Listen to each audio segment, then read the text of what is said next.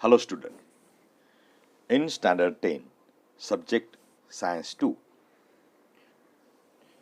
In this segment, we are going to learning about the environmental management. The fourth chapter, environmental management, म्हणजे पर्यावरणीय व्यवस्थापन.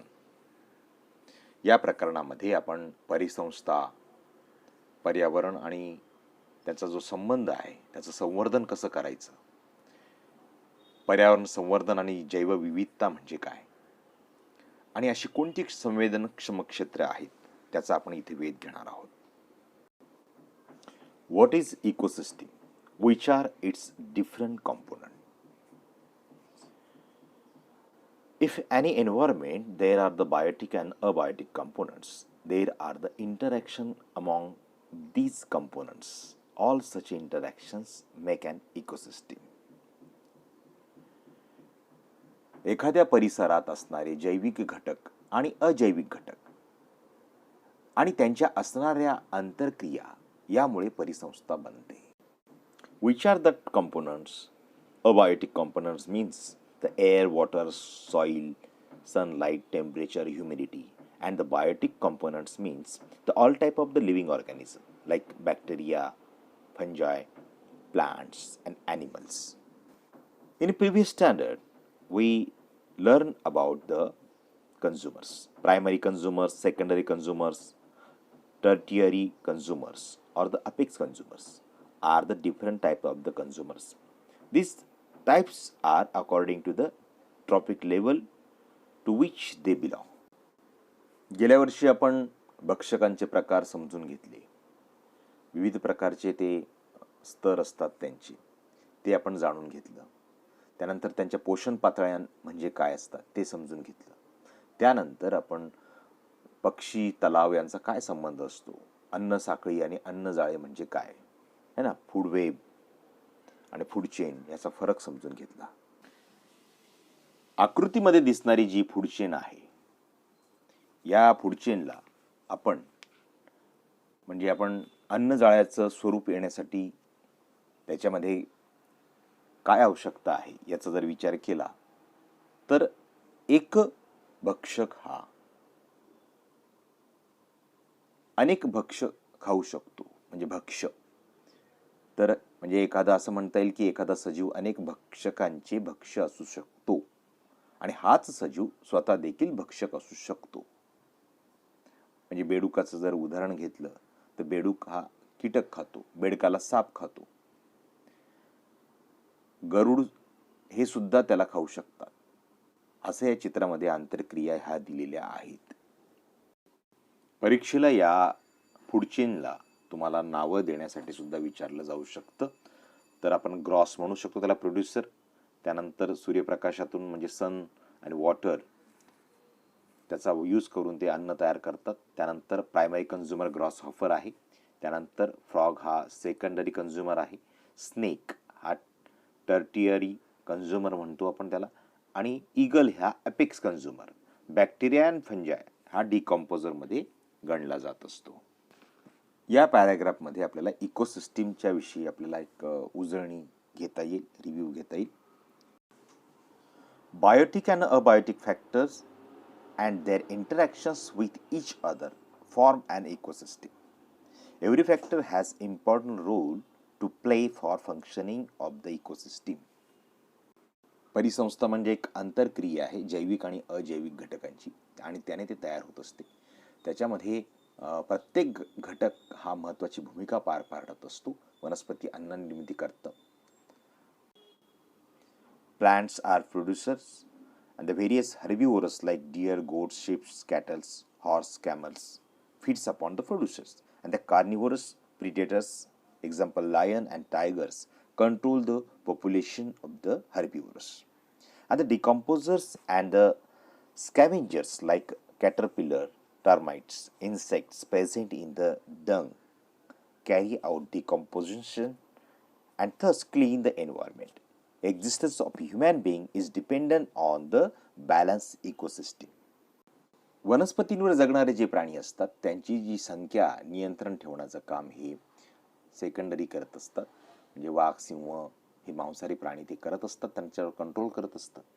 अन्यथा त्यांची जर संख्या वाढली तर निसर्गाचा इम्बॅलन्स होईल.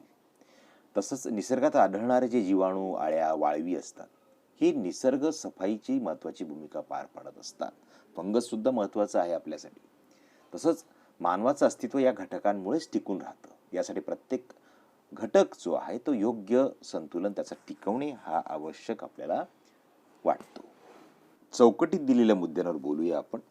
If fallen foliage in the forest, dead trees and the carcasses in and around villages had not been decomposed for years.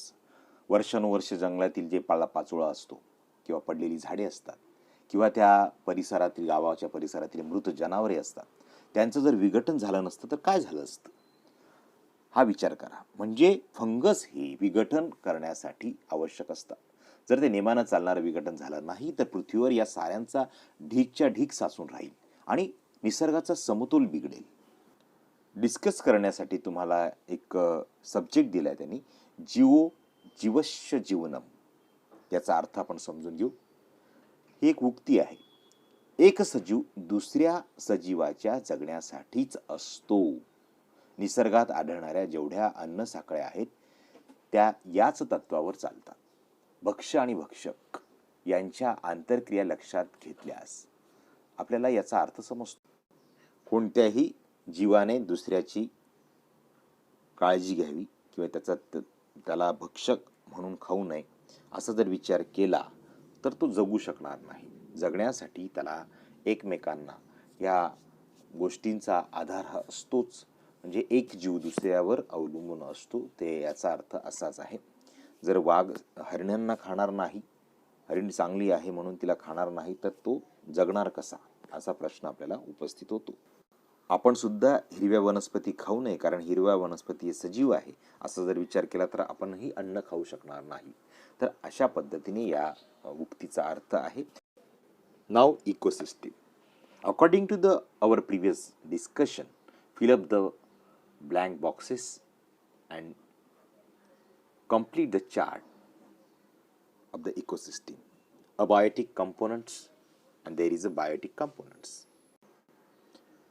Abiotic components has two types: physical factor and chemical factors.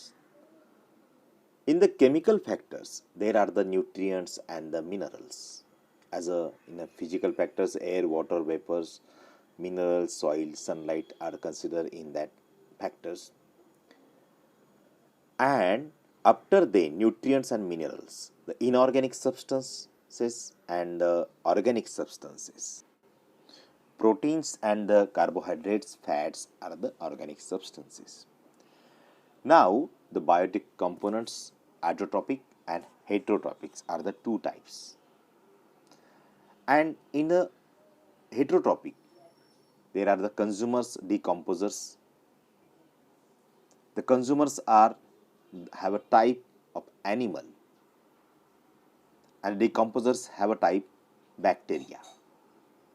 Animals divided into the primary, secondary, and tertiary consumers. Fill up this chart with the answers. पुस्तकात तुम्हाला paddy फील्डचं उदाहरण दिलेलं आहे. Paddy field म्हणजे काय? भाताची शेती. दक्षिण भारतामध्ये आणि काही राज्यांमध्ये मोठ्या प्रमाणामध्ये भात शेती पिकवली जाते. या भात पिकांवर नाकतोडे म्हणजे ग्रॉस हॉपर्स यांची संख्या वाढते. तर त्या ठिकाणी त्या शेतांमध्ये बेडकांची संख्या सुद्धा मोठ्या प्रमाणामध्ये दिसून येते. आता बेडकांना खाण्यासाठी, त्यांचं भक्षण करण्यासाठी साप तिथे येतात आणि जर अशा अवस्थेमध्ये जर तिथे बेडकांची संख्या कमी झाली तर काय होईल? तर नाकतोड्यांची संख्या तिथे वाढेल. त्यामुळे काय होणार की पीक कमी येणार. म्हणजे ही संपूर्ण बॅलन्सिंग जी आहे ही एकमेकांवर कशी अवलंबून आहे ती इकोसिस्टीम मध्ये आपल्याला दिसून येतं. What is environment? Everything that is around a living organism is called environment. What is included in environment? Environment includes the physical, chemical and other natural factors which surround the living organism.